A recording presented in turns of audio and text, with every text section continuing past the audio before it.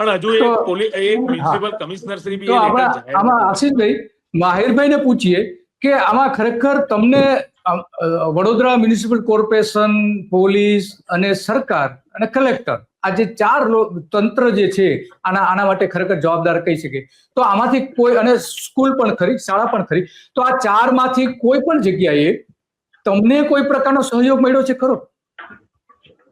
જે અત્યાર સુધી જેટલા પણ અધિકારી હોય કે પદાધિકારી હોય એમના તરફથી અમને કોઈ સહયોગ મળ્યો નથી.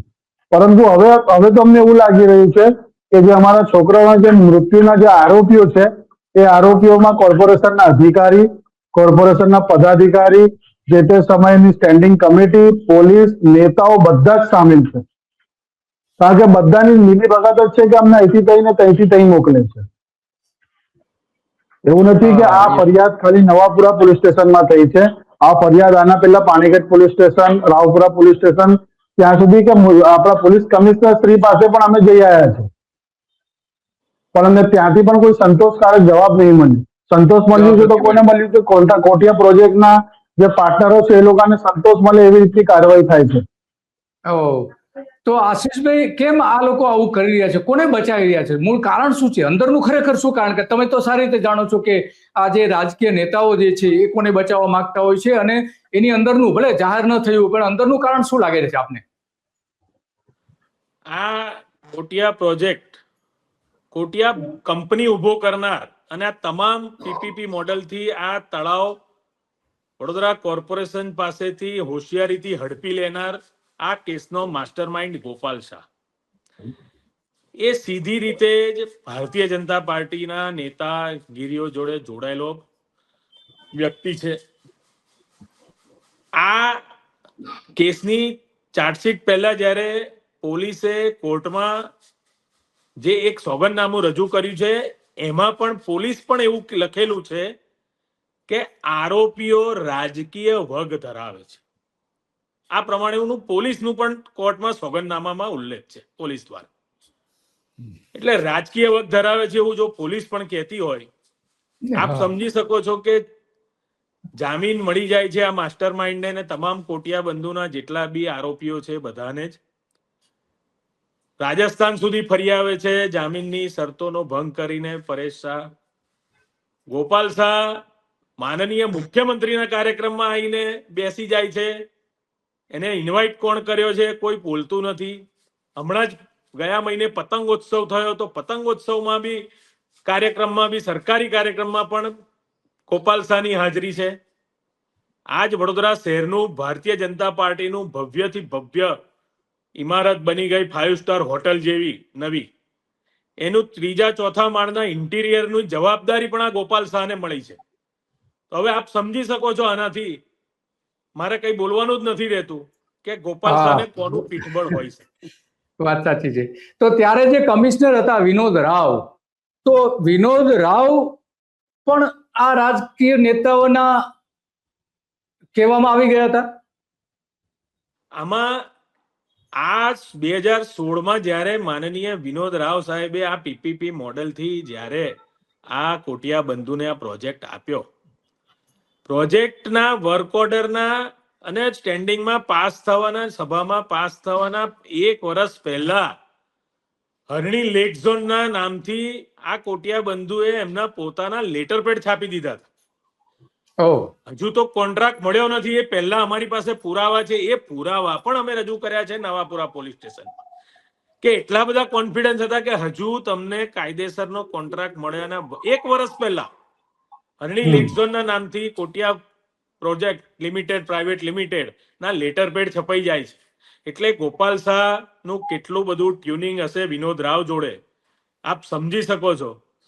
અને જે તે સમયે આ હરણી લેક ઝોન લોકાર્પણ કાર્યક્રમ છે એ વખતે કયા ભારતીય જનતા પાર્ટીના નેતાઓ પદાધિકારીઓ ત્યાં ઓપનિંગના કાર્યક્રમમાં ગયા હતા એ પણ સૌ કોઈ આખું વડોદરા શહેર જાણે છે. એટલે પછી કોઈ વાત કહેવાની રહેતી જ નથી. અચ્છા, આમાં સુપ્રીમ કોર્ટમાં જ્યારે ગયા હતા પીડિતો, તો પછી સુપ્રીમ કોર્ટે વળતર આપવાનો આદેશ કર્યો હતો ને? કેટલું વળતર આપવાનું હતું અને કેટલું અત્યારે કેટલા લોકોને અપાયું, કેટલા પ્રમાણમાં અપાયું છે? સાહેબ, પીડિતો સુપ્રીમ કોર્ટ સુધી પહોંચી શકે એ પ્રમાણેની એમની કોઈ દશા જ નથી. પીડિતો તો બિચારા પોતપોતાના ભગવાન, પોતપોતાના માલિક અલ્લાહને અને ભગવાનના મંદિરે માથું ટેકવે છે. કારણ કે આખા સમગ્ર વડોદરા શહેરમાં અધિકારીઓ, પદાધિકારીઓ અને ગુજરાતમાં માનનીય મુખ્યમંત્રી ને બધાને જ, નાયબ મુખ્યમંત્રીને પણ મળીને હવે એમને ક્યાંય આશા દેખાતી નથી કે અમને ન્યાય મળશે. સુપ્રીમમાં ગયા છે સાહેબ ગોપાલ શાહ કોટિયા બંધુ. સુપ્રીમની અંદર જે પ્રમાણે એ ગયા છે, એમણે કાયદાની છટકબારીને શોધીને મોટા મોટા લાખો રૂપિયાની ફી ચૂકવીને વકીલો રોકીને ગયા છે. કારણ એવું દર્શાવવામાં આવે છે કે હું કોટિયા બંધુ તો ફક્ત 25% જ ગુનેગાર છું. હાઈકોર્ટે 3 જણને બીજા આમાં ગુનેગાર જવાબદાર પાર્ટી બનાવ્યા છે. એમાં શાળા છે, વડોદરા મહાનગર છે અને ડોલ્ફિન જે ઇન્સ્યોરન્સ કંપની છે. આ બધા લોકો પણ જવાબદાર છે. એટલે ટોટલ અમે 4 જણ જવાબદાર છે. એમનો પણ ક્યાંક ને ક્યાંક વાંક ગુનો છે એવું હાઈકોર્ટે નોંધ્યું છે. એ મુદ્દાને લઈને આ કેસનો માસ્ટરમાઇન્ડ ગોપાલ શાહ સુપ્રીમમાં જાય છે કે આ લોકોને જે વળતરની રકમ એસડીએમ દ્વારા 35 લાખ નક્કી કરવામાં આવી છે, હું એમાં 25%નો જ ગુનેગાર છું, એટલે હું 25% રકમ ભરીશ. બાકીના 75% રકમ શાળા સંચાલકો હોય, કોર્પોરેશને પણ અમારી જોડે પીપીપી મોડલથી ભાગીદારી કરી છે, એટલે કોઈ પણ ભાગીદારી પેઢીમાં નફો નુકસાનની જવાબદારી કોર્પોરેશનની પણ થાય છે, અને ઇન્સ્યોરન્સ કંપની. હવે સુપ્રીમ નક્કી કરે કે બાકીની 75% રકમ કોણ ચૂકવશે.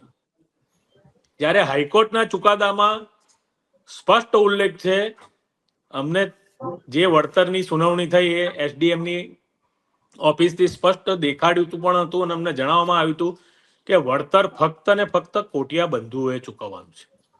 પણ એમાં પણ સુપ્રીમમાં જઈને હાઈકોર્ટના ચુકાદાને સુપ્રીમમાં રૂપિયાના જોર પર સારા વકીલ રાખીને ચેલેન્જ કરીને ફક્ત 25% જેટલી રકમ આ પીડિત પરિવારને હાલ ચૂકવવામાં આવી છે, જે 35 લાખ રૂપિયા વ્યાજ સાથે નક્કી થયા હતા. એમાંથી 8,75,000 પાછલા વર્ષે ઓગસ્ટ મહિનામાં આ તમામ પરિવારને 25% લેખેની રકમ ચૂકવી છે.